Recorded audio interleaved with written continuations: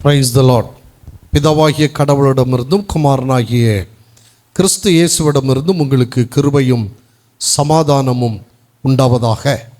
இந்த நித்திய வெளிச்சம் தொலைக்காட்சி வழியாய் உங்களை சந்திப்பதிலே மகிழ்ச்சி அடைகிறேன். கர்த்தருடைய வார்த்தையை உங்களுக்கு பகிர்ந்து கொள்வதிலே மிகவும் மகிழ்கிறேன். இன்றைக்கு நான் உங்களுக்கு சொல்ல போகிற ஒரு காரியம் சங்கீத புத்தகம் 34வது சங்கீதத்தினுடைய 10வது வசனம். சிங்கக்குட்டிகள் தாட்சி அடைந்து பட்டினியாயிருக்கும், கர்த்தரை தேடுகிறவர்களுக்கோ ஒரு நன்மையும் குறைவுபடாது. நம்முடைய ஆண்டவர் நிறைவு தருகிற ஆண்டவர், நிறைவு தருகிற ஆண்டவர். சிங்கக்குட்டிகள் உணவின்றி பட்டினியாக இருக்க நேரிட்டாலும் ஆண்டவரை நாடுவோருக்கு நன்மை ஏதும் குறையாது என்று நாம் இதை படிக்கின்றோம். துரத்தும் புலிக்கு பயந்து அவசரமாய் கிணற்றினுள் இறங்குகிறான் ஒருவன். பாதி இறங்கிய நிலையில் சீறுகின்ற சத்தம் கேட்டு கீழே பார்க்கிறான். நீரற்ற கிணறு, அதிலே நாகப்பாம்பு ஒன்று படமெடுத்து இவனை பார்த்து சீறிக்கொண்டு நிற்கிறது. மேலே பார்க்கிறான், துரத்தி கொண்டு வருகிற புலி எட்டி பார்க்கிறது. மேலேயும் ஆபத்து, கீழேயும் ஆபத்து. அவருடைய நிலை பரிதாபமான ஒரு நிலை. தாவீதுக்கும் இதே நிலைதான். சவுல் அரசன் தாவீதை கொலை செய்ய தீவிரமாய் தேடிக்கொண்டிருப்பதை அறிந்து சவுலின் கைகளுக்கு தப்பும்படியாய் ஓடி பெலிஸ்தியருடைய தேசத்திலே காத்தின் ராஜாவாகிய அபிமெலேக்கு என்னப்பட்ட ஆகீசிடம் போகிறான். 1 சாமுவேல் 21ஆம் அதிகாரம் 10வது வசனத்திலே நாம் இதனுடைய பின்னணியத்தை படிக்க முடியும். கோலியாத்தை கொன்று பெலிஸ்தியரை புறமுதுகிட்டு ஓடச் செய்தவன் இவன்தான் என்று பெலிஸ்தியர்கள் அடையாளம் கண்டு கொண்டார்கள். 1 சாமுவேல் 21:11 நாம் படிக்கிறோம். இதை அந்த பெலிஸ்திய ராஜாவிடத்திலே சொல்லுகிறார்கள். இவன்தான் நம்முடைய சமூகத்தவனாகிய, அல்லது நம்முடைய தேசத்தானாகிய, அல்லது நம்முடைய படை சார்ந்தவனாகிய கோலியாத்தை கொன்றவன் என்று சொல்லுகின்றார்கள். இப்போ சவுலுக்கு பயந்து ஓடிய தாவீதுக்கு அங்கே இன்னொரு ஆபத்து. தாவீதை அடையாளம் கண்டுகொள்ளுகின்றார்கள். ஆகவே தாவீது பெலிஸ்திய மன்னனுக்கு பயந்து அவன் பைத்தியக்காரனாக நடிக்க வேண்டிய ஒரு சூழ்நிலை உண்டாகிறது. நாம் இந்த சங்கீதத்தினுடைய தலைப்பை படிக்கும்போது அங்கே காண்கிறோம். தாவீது அபிமெலேக்குக்கு முன்பாக வேஷம் மாறின போது அவனால் துரத்தி விடப்படுகையில் பாடின சங்கீதம். பைத்தியக்காரனாக நடிக்கிறான். அபிமெலேக்கு சொல்கிறான், இந்த பைத்தியக்காரனை ஏன் இங்கே இழுத்து வந்தீர்கள்? நம்ம நாட்டில் பைத்தியம் இல்லை என்றா இவனை இங்கே கொண்டு வந்தீர்கள்? இவனை வெளியே அனுப்புங்கள் என்று சொல்லி துரத்தி விடுகிறான். ஒரு பக்கம் சவுலுடைய துரத்துதல், இன்னொரு பக்கம் இந்த அபிமெலேக்கு என்கிற பெலிஸ்திய ராஜாவினிடத்திலே தானாக சென்று மாட்டிக்கொண்ட ஒரு நிலை. இந்த ரெண்டுக்கும் நடுவிலே தப்பித்து கொள்வதற்கு அவன் வேஷம் மாறுகிறான். தன்னை ஒரு பைத்தியக்காரனை போல் ஆக்கி கொள்ளுகிறான். அதனால் தப்புகிறான்.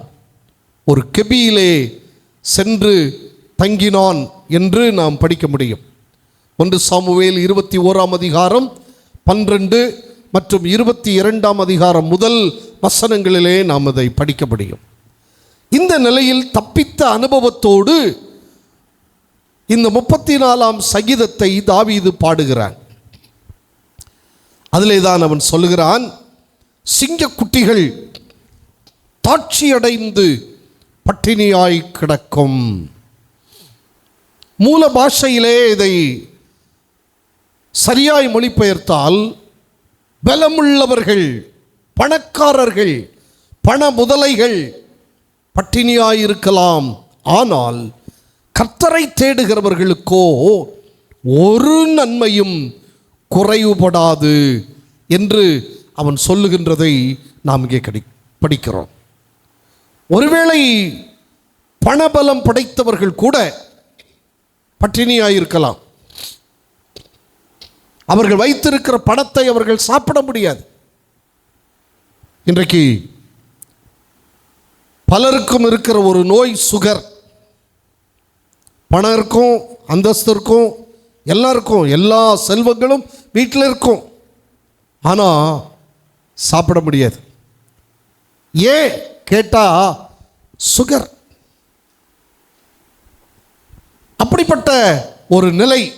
ஆனால் இந்த தாவீது சொல்லுகிறான், சிங்க குட்டிகள் தாட்சி அடைந்து ஒன்றும் கிடைக்காமல் போய் அவைகள் பட்டினியாக இருக்கலாம். அப்படி அவைகள் பட்டினியாக இருந்தால் கூட கர்த்தரை தேடுகிறவர்களுக்கு ஒரு நன்மையும் குறைவுபடுவதில்லை. தாவீதுடைய அனுபவங்கள் 2 இந்த பகுதியிலே நாம் சிந்தனை செய்வோம். இந்த வசனத்திலே தாவீதுனுடைய 2 அனுபவங்கள். ஒன்று, கர்த்தருடன் இணைந்திருக்கிற ஒரு அனுபவம். அவன் சொல்லுகிறான், கர்த்தரை தேடுகிறவர்களுக்கோ என்று சொல்லுகிறான். கர்த்தரை தேடுகிறவர்களுக்கோ, அப்படியானால் தங்கள் வாழ்வின் எல்லா சூழ்நிலைகளிலும் ஆண்டவரை தேடுகிற மனப்பாங்கு உடையவர்கள். ஏதோ தேவைக்காக மட்டும் ஆண்டவரை தேடுதல் அல்ல, வாழ்வின் எல்லா சூழ்நிலைகளிலும் ஆண்டவரை தேடுகின்ற அனுபவம். அதான் முதல் வசனத்திலே அவன் சொல்லுகிறான், கர்த்தரை நான் எக்காலத்திலும் ஸ்தோத்தரிப்பேன். எக்காலத்திலும். அது எந்த காலமாக இருந்தாலும் சரி, துன்ப காலமாக இருக்கலாம், வேதனையின் காலமாக இருக்கலாம், நெருக்கத்தின் காலமாக இருக்கலாம், அல்லது உபத்திரவத்தின் காலமாக இருக்கலாம். இந்த தாவீது ஓடி ஓடி ஒளிந்ததைப் போல ஓடி ஓடி ஒழிக்க வேண்டிய ஒரு சூழ்நிலை இருக்கலாம். ஆனால் அவன் சொல்லுகிறான், எக்காலத்திலும் நான் கர்த்தரை ஸ்தோத்தரிப்பேன். அவர் துதி எப்போதும் என் வாயில் இருக்கும். அவர் துதி எப்போதும், எல்லா காலத்தும், எல்லா நேரத்தும், எந்த சூழ்நிலையானாலும் ஆண்டவரை துதிக்கிற துதி என் வாயில் இருக்கும் என்று சொல்லுகிறான். நாம் மகிழ்ச்சியாக இருக்கிற போது பாட்டு பாடுவோம், வேதனையோடு இருக்கிற போது, கவலையோடு இருக்கிற போது, ஒன்றுமில்லாமல் இருக்கிற போது ஆண்டவரை நாம் தேட மாட்டோம். நம்முடைய வாழ்விலே ஒரு முறுமுறுப்பு, நம்முடைய வாழ்விலே ஒரு வைராக்கியம் அல்லது ஒரு ஏமாற்றம். ஏன் எனக்கு இந்த நிலை? நான் ஆண்டவரை தேடினேனே, தேடி என்ன பயன்? ஆனால் தாவீது சவுலுக்கு பயந்து ஓடின இடத்திலே அங்கேயும் மாட்டிக்கொண்டான். எப்படியோ ஒரு பைத்தியக்காரனை போல நடித்து தப்புகிறான். அப்படி தப்பித்தவன் அவன் பாட்டு பாடுகிறான், நான் கர்த்தரை காலத்திலும் ஸ்தோத்தரிப்பேன். அவர் துதி எப்போதும் என் வாயில் இருக்கும். கர்த்தரை தேடுகிறவர்களுக்கோ,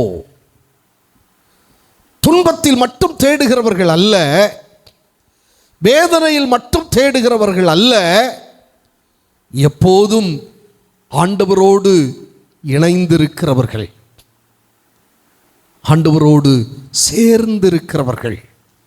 ஏனோக்கு தேவனோடு சஞ்சரித்தான் என்று வேதம் சொல்லுகிறது. ஆண்டவரோடு இணைந்து வாழ்ந்தான். அப்படிப்பட்ட ஒரு அனுபவத்தில் இருக்கிறவர்களுக்கு ஆண்டவர் நன்மை செய்கிற ஆண்டவர், நிறைவு தருகிற ஆண்டவர். 1 சாமுவேல் 18ஆம் அதிகாரம் 14வது வசனத்தை நான் படிக்கிற போது, கர்த்தர் தாவீதோடே கூட இருந்தார். கர்த்தர் தாவீதோடே கூட இருந்தார். ஆண்டவர் தன்னோடு இருக்கிறது எவ்வளவு பெரிய பாக்கியம், எவ்வளவு பெரிய பாக்கியம். இந்த தாவீதுக்கு இருந்த ஒரு அனுபவம், அவன் ஆண்டவரோடு இணைந்திருக்கிற அனுபவத்தை அவன் பெற்றிருந்தான். ஆகவேதான் 25ஆம் சங்கீதம் 5ஆம் வசனத்திலே அவன் சொல்லுகிறான், உம்மை நோக்கி நாள் முழுதும் காத்திருக்கிறேன் என்று சொன்னான். நாள் முழுதும் ஆண்டவரே, நான் உம்மை நோக்கி காத்திருக்கிறேன், உம்முடைய வார்த்தைக்காக காத்திருக்கிறேன், உம்முடைய செயலுக்காக நான் காத்திருக்கிறேன். இது எவ்வளவு பெரிய அனுபவம்! ஆண்டவருக்காக காத்திருக்கிற அனுபவம். நாள் முழுவதும் எப்போது ஆண்டவர் என்னோடு பேசுவார், எப்போது ஆண்டவர் என்னிலே செயல்படுவார் என்று காத்திருக்கிற ஒரு அனுபவம். இந்த சங்கீதத்திலே சொல்லுவதை பாருங்கள். 34ஆம் சங்கீதத்திலே 4வது வசனத்திலே அவர் சொல்லுகிறார், நான் கர்த்தரை தேடினேன், அவர் எனக்கு செவி கொடுத்து என்னுடைய எல்லா பயத்துக்கும் என்னை நீங்களாக்கிவிட்டார். அவன் சொல்றான், நான் கர்த்தரை தேடினேன். தேடினேன், தேடுகிற அனுபவம், கர்த்தரை தேடுகிற அனுபவம் நமக்கு வேண்டும் என்பதை இங்கே சங்கீத ஆசிரியர் தாவீது நமக்கு சுட்டி காட்டுகிறார். அவர் கர்த்தரை தேடினபடியால் எல்லா பயத்துக்கும் அவனை அவர் நீங்களாக்கி விட்டார். எல்லா பயத்துக்கும், மரண பயத்துக்கு நீங்களாக்கி விட்டார், சத்துருவினால் வருகிற பயத்துக்கு நீங்களாக்கி விட்டார், வியாதியினால் ஏற்படுகிற பயத்துக்கு நீங்களாக்கி விட்டார், இல்லாமையினால் ஆமென் ஏற்படுகிற பயத்துக்கு நீங்களாக்கி விட்டார். அப்படி சொல்லிக்கொண்டே போகலாம். எல்லா பயத்துக்கும் நீங்களாக்கி விட்டார். அப்போ கர்த்தரை தேடுகிற, கர்த்தரோடு இணைந்திருக்கிற ஒரு அனுபவம் தாவீதுக்குள்ளே இருந்தது. இயேசுவோடு சேர்ந்திருப்பதென்ன பாக்கியம், இயேசுவுக்காய் ஜீவிப்பதோ என்ன ஆனந்தம். இயேசுவோடு சேர்ந்திருப்பது, ஆண்டவரோடு இணைந்திருப்பது, அது எவ்வளவு பெரிய பாக்கியம். அப்படி இணைந்திருக்கிறவர்கள் வாழ்விலே நிறைவு பெறுகிறார்கள். கர்த்தர் அவர்களுக்கு நிறைவை கொடுக்கிறார். இரண்டாவது, அவருக்குள்ளே இருந்த ஒரு அனுபவம் என்னவென்றால், நன்மை பெற்ற அனுபவம். நன்மை பெற்ற அனுபவம். அந்த 34ஆம் சங்கீதத்தின் 10ஆம் வசனத்திலே, ஒரு நன்மையும் குறைவுபடாது, நன்மை ஒன்றும் குறைவுபடாது. அன்றிய நாடு, அடிமை வாழ்வு, அரச கட்டளையும் பிறப்பிக்கப்பட்டு விட்டது. 30 நாள் வரை ராஜாவை தவிர வேறு எவரும் யாரிடத்திலும் விண்ணப்பம் பண்ணக்கூடாது. ஆனால் தாவீது கவலை கொள்ளவில்லை. தானியேல் கவலை கொள்ளவில்லை. தானியேல் கர்த்தரோடு இருப்பதை தெரிந்து கொண்டார். கர்த்தரோடு இருப்பதை அவர் தெரிந்து கொண்டபடியினாலே அவர் வாழ்விலே நன்மை பெற்றார். தான் நன்மை பெற்றது மட்டுமல்ல, தன்னை சார்ந்திருந்தவர்களுக்கும் அந்த நன்மையை காண செய்தார். அவருடைய நண்பர்கள் சாத்ராக், மேஷாக், ஆபேத்நேகோ அவர்களும் நன்மை கண்டார்கள். அப்படியானால் இந்த கர்த்தரோடு சேர்ந்திருக்கிற அனுபவம் நம்முடைய வாழ்விலே நன்மையை கொண்டு வருகிறது. குறைவுபடாத நன்மை, குறைவில்லாத நன்மை, வளம். 23ஆம் சங்கீதத்திலே தாவீது சொல்கிறார், கர்த்தர் என் மேய்ப்பராயிருக்கிறார், நான் தாட்சி அடையேன், நான் குறைவுபடுவதில்லை. ஏன்னா கர்த்தர் என் மேய்ப்பர், நான் அவருடைய ஆடு. மேய்ப்பனுக்கும் ஆட்டுக்கும் ஒரு நெருங்கிய தொடர்பு உண்டு. தாவீது சொல்கிறார், எனக்கும் கர்த்தருக்கும் ஒரு நெருங்கிய தொடர்பு இருக்கிறது. நான் அவருடைய ஆடு, அவர் என்னுடைய மேய்ப்பர், நான் அவருடைய கைக்குள்ளான ஆடு. அவர் கைக்குள் அடங்கி இருக்கிற ஆடு, அவர் சொல் கேட்கிற ஆடு, அவருக்கு பின் போகிற ஆடு. ஆகவே எனக்கு ஒன்றும் குறைவில்லை, எல்லாம் நிறைவாயிருக்கிறது என்றவர் சொல்லுவதை நாம் இங்கே கவனிக்கின்றோம். எனக்கு அன்பானவர்களே, சிங்கக்குட்டிகள், பலவந்தர்கள், பலவான்கள், பணக்காரர்கள் இவர்கள் கூட உணவின்றி தவித்தாலும் கர்த்தரை தேடுகிற மக்களுக்கு ஒரு நன்மையும் குறைவுபடுவதில்லை என்று இங்கே சங்கீதாசிரியர் நமக்கு சொல்லுவதை நாம் கவனிக்கின்றோம். 33ஆம் சங்கீதத்திலே அவர் சொல்லும்போது அவர் சொல்லுகிறார், தமக்கு பயந்து 18-19 வசனங்கள், தமக்கு பயந்து தமது கிருபைக்கு காத்திருக்கிறவர்களின் ஆத்துமாக்களை மரணத்துக்கு விலக்கி விடுவிக்கவும் பஞ்சத்தில் அவர்களை உயிரோடே காக்கவும் கர்த்தருடைய கண் அவர்கள் மேல் நோக்கமாயிருக்கிறது. தமக்கு பயந்து தம்முடைய கிருபைக்கு காத்திருக்கிறவர்களை பஞ்சத்தில் உயிரோடே காப்பதற்கு கர்த்தருடைய கண் அவர்கள் மேல் நோக்கமாயிருக்கிறது. ஆகவே கர்த்தரை தேடுகிறவர்களுக்கு, கர்த்தரை சார்ந்திருக்கிறவர்களுக்கு, கர்த்தரையே நம்பி இருக்கிறவர்களுக்கு ஒரு நன்மையும் குறைவுபடாது என்று வேதம் நமக்கு சொல்லி தந்திருக்கிறது. 104வது சங்கீதத்தை நாம் படித்தால் அதிலே 25, 26, 27, 28 வசனங்கள் இப்படி சொல்லுவதை நான் படிக்கிறேன். பெரிதும் விஸ்தாரமுமான இந்த சமுத்திரமும் அப்படியே நிறைந்திருக்கிறது. அதிலே சஞ்சரிக்கும் சிறியவைகளும் பெரியவைகளுமான எண்ணிறந்த ஜீவன்கள் உண்டு. அதிலே கப்பல்கள் ஓடும். அதிலே விளையாடும்படி நீர் உண்டாக்கின திமிங்கிலங்களும் உண்டு.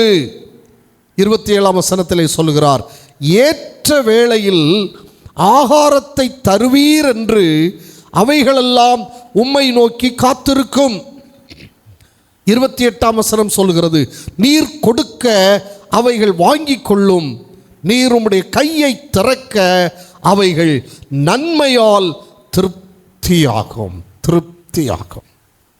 ஆண்டவரே, சமுத்திரத்திலே விளையாடும்படி நீர் உண்டாக்கிற திமிங்கிலங்கள் நீர் ஏற்ற வேளையில் ஆகாரம் கொடுப்பீர் என்று உம்மை நோக்கி காத்திருக்கிறது. நீர் கொடுக்கும்போது அவைகள் அதை வாங்கி கொள்ளுகிறது. நீர் உம்முடைய கையை திறக்கும்போது அவைகள் நன்மையால் திருப்தியாகிறது என்று இங்கே சொல்லுகிறதை நாம் கவனிக்கின்றோம். எனக்கு அன்பான கர்த்தருடைய பிள்ளைகளே, 84ஆம் சங்கீதத்திலே நாம் படிக்கிற போது அங்கே சொல்லுகிறார், கர்த்தருடைய ஆலயத்தின் நன்மையால் திருப்தி ஆவோம். ஆண்டவரை நாடி இருக்கிற, ஆண்டவரை தேடுகிற 84ஆம் சங்கீதம் 4வது வசனத்திலே, உம்முடைய வீட்டில் வாசமாயிருக்கிறவர்கள் பாக்கியவான்கள். உம்முடைய வீட்டில் வாசமாயிருக்கிறவர்கள் பாக்கியவான்கள். எனக்கு அன்பானவர்களே, ஆண்டவரை தேடுகிறவர்கள், ஆண்டவரையே சார்ந்திருக்கிறவர்கள், அவரையே நம்பி இருக்கிறவர்கள், அவர்கள் பேறு பெற்றவர்கள், நன்மை பெறுகிறார்கள். அவர்கள் வாழ்விலே ஒன்றும் குறைபடுவதில்லை. எல்லாம் அவர்களுக்கு சம்பூரணமாயிருக்கிறது, நிறைவாயிருக்கிறது. வேத புத்தகத்திலே கர்த்தரை தேடினவர்கள் ஒன்றுக்கும் குறைவுபட்டதில்லை. நீதிமான்களுடைய பிள்ளைகள் அப்பத்துண்டுக்கு இறந்ததில்லை என்று வேதவசனம் சொல்லுகிறது. அப்படியானால் கர்த்தர் போஷித்து காக்கிறவர், ஒருவரையும் அவர் பசியால் வருந்த விடுகிறவர் அல்ல. செய்ய வேண்டிய காரியம் என்ன? நாம் அவரோடு இணைந்திருக்க வேண்டும், அவரை தேட வேண்டும், அவர் எப்பொழுது தருவார் என்று நாம் காத்திருக்க வேண்டும். அப்படியானால் அவர் தருகின்ற போது நாம் அதை பூரணமாய் நாம் பெற்றுக்கொள்கின்றோம். நன்மை பெற்ற நிலை, நிறைவாக ஒரு நிறைவு பெற்ற அனுபவம். அவன் சொல்லுகிறான், ஏதும் குறைவில்லை, ஒன்றும் குறைவில்லை. அதே 34ஆம் சங்கீதம் 10ஆம் வசனம், கர்த்தரை தேடுகிறவர்களுக்கோ ஒரு நன்மையும் குறைவுபடாது.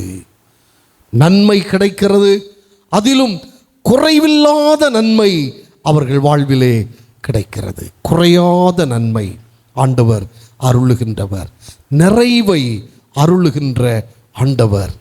உங்களுக்கும் எனக்கும் அந்த நிறைவை தர அவர் விரும்புகிறார். பழைய ஏற்பாட்டிலே எலியா கர்த்தரை தேடினான், கர்த்தரோடு இருந்தான், பஞ்சத்திலும் நிறைவை அவன் கண்டான். பஞ்சத்திலே ஆண்டவர் அவரை வருந்த விடவில்லை, காகத்தை கொண்டு போஷித்தார். அப்பமும் தண்ணீரும் அவனுக்கு கிடைத்தது, இறைச்சியும் கிடைத்தது. தொடர்ந்து ஒரு ஏழை விதவை சாரிபாத் என்னும் ஊரில் அவளை கொண்டு போஷித்தார். அவளுக்கும் ஒன்றுமில்லாத ஒரு நிலை ஏற்பட்டது. கர்த்தர் இந்த எலியா மூலமாய் அவள் வீட்டை ஆசீர்வதித்தார். அவள் பானையிலே மா பெருகும்படி செய்தார். அவள் கலசத்திலே எண்ணெய் குறையாதிருக்க பண்ணினார். வசனம் சொல்லுகிறது, பஞ்ச காலம் முழுவதும் அவளும் அவள் வீட்டார் அனைவரும், அவளும் அவள் மகனும் அவள் வீட்டார் அனைவரும் திருப்தியாய் உண்டார்கள். யார் கர்த்தரை தேடுகிறார்களோ, யார் கர்த்தரை சார்ந்திருக்கிறார்களோ அவர்கள் நன்மை பெறுவார்கள், அதிலும் அதை நிறைவாய் பெறுவார்கள். குறைவாய் அல்ல, நிறைவாய் பெறுவார்கள். நீங்கள் கர்த்தரை தேடினால் உங்கள் வாழ்விலே அவர் நிறைவை தருவார். சிங்கக்குட்டிகள் தாட்சியடைந்து பட்டினியாய் இருக்கலாம், ஆனால் கர்த்தரை தேடுகிற ஒருவருக்கும் ஒரு நன்மையும் குறைவுபடாது. சிங்கக்குட்டிகள் பட்டினி கிடக்கும், கர்த்தரை தேடுவோர்க்கு குறையில்லையே. சிங்கக்குட்டிகள் பட்டினி கிடக்கும், கர்த்தரை தேடுவோர்க்கு குறைவில்லையே, குறைவில்லையே, குறைவில்லையே. ஆண்டவரை தேடுவோர்க்கு குறைவில்லையே, குறைவில்லையே, குறைவில்லையே. ஆண்டவரை தேடுவோர்க்கு குறைவில்லையே. சிங்கக்குட்டிகள் பட்டினி கிடக்கும், ஆண்டவரை தேடுவோர்க்கு குறைவில்லையே. ஒன்றும் குறைபடாது. உங்கள் வாழ்க்கையிலே குறைவு இருக்கிறதா? அப்படியானால் நீங்கள் கர்த்தரை தேடுங்கள், கர்த்தரை நம்புங்கள், கர்த்தரை சார்ந்திருங்கள். அவர் எப்போது தருவார் என்று அவளோடு அவர் கரத்தை எதிர்நோக்கி காத்திருங்கள். அவர் உங்களுக்கு குறைவை நீக்கி நிறைவை தருகிற கர்த்தர். உங்கள் வாழ்வில் அவர் நிறைவை தந்து உங்களை ஆசீர்வதிக்க அவர் விருப்பமுள்ளவராயிருக்கிறார். அவர் விருப்பமுள்ளவராயிருக்கிறார். கர்த்தரை தேடுகிறவர்களுக்கோ ஒரு நன்மையும் குறைவுபடாது, ஒரு நன்மையும் குறைவுபடாது. சிங்கக்குட்டிகள் தாட்சி அடைந்திருக்கலாம், ஆனால் கர்த்தரை தேடுகிறவர்கள் தாட்சி அடைவதில்லை. கர்த்தரை மேய்ப்பராய் கொண்டவர்கள் தாட்சி அடைவதில்லை. அவர் என்ன செய்கிறார் தெரியுமா? புல்லுள்ள இடங்களில் மேய்க்கிறார், அமர்ந்த தண்ணீர்கள் அண்டையில் கொண்டு போய் விடுகிறார். சங்கீதாசிரியர் 23ஆம் சங்கீதத்திலே சொல்லுகிறார், கர்த்தர் என் மேய்ப்பராய் இருக்கிறார், நான் தாட்சியடையேன். அவர் என்னை புல்லுள்ள இடங்களில் மேய்த்து அமர்ந்த தண்ணீரண்டை என்னை கொண்டு போய் விடுகிறார். புல்லுள்ள இடங்களில் மேய்க்கிற கர்த்தர், அமர்ந்த தண்ணீரண்டை கொண்டு போய் விடுகிற கர்த்தர். ஒரு நன்மையும் குறைவுபட அவர் விடுவதில்லை. நம் வாழ்வில் நிறைவை அவர் தருகிறார். ஆண்டவரை நோக்கி பார்ப்போமா? ஆண்டவரை தேடுவோமா? கண்களை மூடுவோம், ஆண்டவரை நோக்கி பார்ப்போம். கர்த்தர் உங்கள் வாழ்வில் நிறைவை தர விரும்புகிறார். உங்கள் குறைவுகளை நிறைவாக்க விரும்புகிறார். நீங்கள் ஆண்டவரோடு இணைந்திருக்கிற அனுபவத்தை பெறுங்கள். ஆண்டவரை தேடுகிற அனுபவத்திலே வாருங்கள். ஆண்டவரை நோக்கி கூப்பிடுங்க, ஆண்டவரை நோக்கி கூப்பிடுங்க. கர்த்தர் உங்களுடைய குறைவுகளை அவர் நீக்குவார், நிறைவை தருவார். எல்லாரும் கண்களை மூடி ஆண்டவரை நோக்கி பார்ப்போம். ஆண்டவரே, எனக்கு நிறைவின் அனுபவம் வேணும், என் குறைவுகள் நீங்கணும், என் கஷ்டம் நீங்கணும், என் கடன் பாரம் நீங்கணும் ஆண்டவரே, என்னுடைய தேவைகள் சந்திக்கப்படணும், நீங்கள் என்னை ஆசீர்வதிக்கணும் ஆண்டவரேன்னு சொல்லி ஆண்டவரை பார்த்து கேட்பீங்களா? வசனம் சொல்கிறது, சிங்க குட்டிகள் தாட்சி அடைந்து பட்டினியாயிருக்கும், ஆனால் கர்த்தரை தேடுகிறவர்களுக்கு ஒரு நன்மையும் குறைவுபடாது. அந்த இயேசுவை நீங்கள் நம்பினீங்கன்னா உள்ளத்தின் ஆழத்திலிருந்து நீங்கள் சொல்லுங்க, நம்புவேன் இயேசுவை, நம்புவேன் இயேசுவை, நம்புவேன் இயேசுவை, நம்புவேன் இயேசுவை. அத்திமரம் துளிர்விடாமல் ஆட்டு மந்தை முதலற்றாலும், அத்திமரம் துளிர்விடாமல் ஆட்டு மந்தை முதலற்றாலும், கர்த்தருக்கு காத்திருப்போர் வெட்கப்பட்டு போவதில்லை, கர்த்தருக்கு காத்திருப்போர் வெட்கப்பட்டு போவதில்லை. நம்புவேன் இயேசுவை, நம்புவேன் இயேசுவை, நம்புவேன் இயேசுவை, நம்புவேன் இயேசுவை. நான் இயேசுவை நம்புவேன், அவர் என் குறைவை நீக்குவார் என்ற சிந்தை உள்ளவர்கள் நீங்கள் உங்கள் உள்ளத்தை ஆண்டவருக்கு கொடுங்க. அவர் உங்களை குறைவுபட விட மாட்டார், நிறைவை தருகிறார், உங்களை ஆசீர்வதிப்பார். கர்த்தர் உங்களை ஆசீர்வதிக்க விரும்புகிறவர், உங்களை ஆசீர்வதிப்பார். தேவ சமாதானம் உங்களை ஆளுகை செய்யும். கர்த்தர் உங்களை ஆசீர்வதிப்பாராக. ஆமென்.